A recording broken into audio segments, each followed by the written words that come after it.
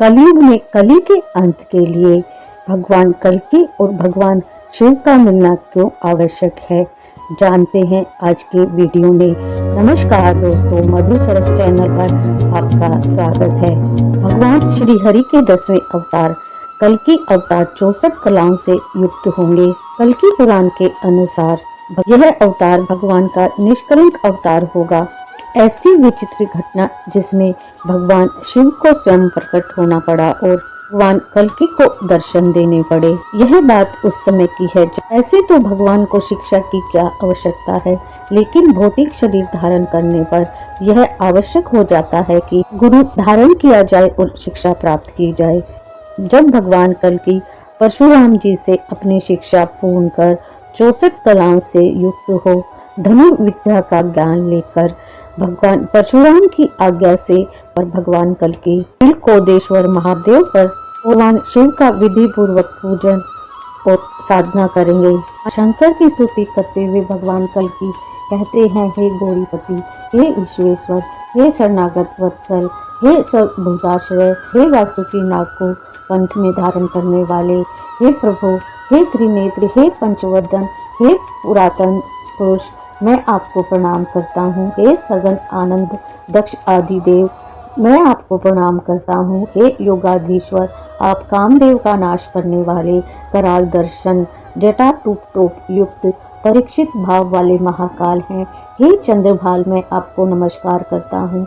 हे प्रभु, आप भूत बेतालों के सहित शमशान में निवास करते हैं। आप अपनी भयानक भुजाओं में विभिन्न प्रकार के अस्त्र शस्त्र धारण करते हैं।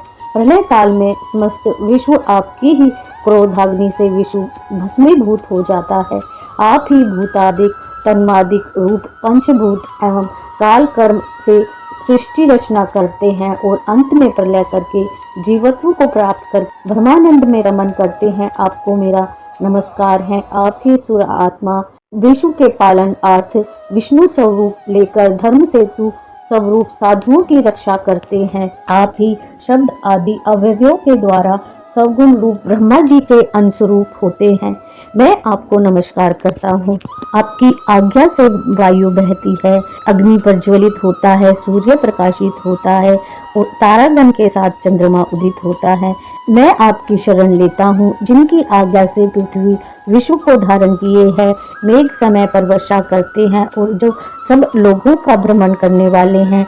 ऐसे आप ईशान एवं विश्व रूप भगवान शंकर को मैं नमस्कार करता हूँ। भगवान कल्कि की स्तुति और स्रोत सुनकर सर्व आत्मा भगवान शंकर देवी पार्वती सहित साक्षात रूप में प्रकट होकर उन्हें आनंद विभोर होकर कल्कि की देह पर स्पर्श करते हुए मुस्कुराते हुए कहते हैं कि हे श्रेष्ठ, अपना इच्छित वर मांगो। तुम्हारे द्वारा रचित इस स्रोत का भूमंडल में जो कोई भी पाठ करेगा उसकी इहलोक और परलोक में सभी मनोकामनाएं पूर्ण होंगी। इस स्रोत के पढ़ने से विद्यार्थी को विद्या, धर्मार्थी को धर्म, अन्य कामना करने वाले को उसकी कामना की प्राप्ति होगी। हे कल्कि, मैं तुम्हें शीघ्रगामी अनेक रूपधारी गरुड़, अश्व और सर्वज्ञ ज्ञाता तोता प्रदान करता हूँ, इन्हें ग्रहण करो। हे कल्कि, मनुष्यों में तुम सर्वशास्त्रज्ञ, सर्वशास्त्रार्थ विशारद, सर्व वेदों में पारगामी एवं सर्वभूतों में विजयी कहलाए जाओगे। यह रतन स्वरूप नामक महाकराल अत्यंत चमकती हुई, अत्यंत भारी और पृथ्वी के भार को संभालने वाली तलवार ग्रहण करो।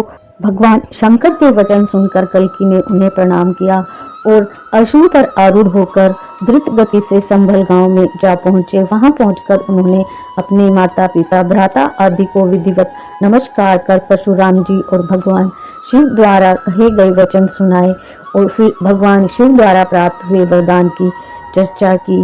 वीडियो को लाइक शेयर करें, चैनल को सब्सक्राइब करें। Thank you for watching.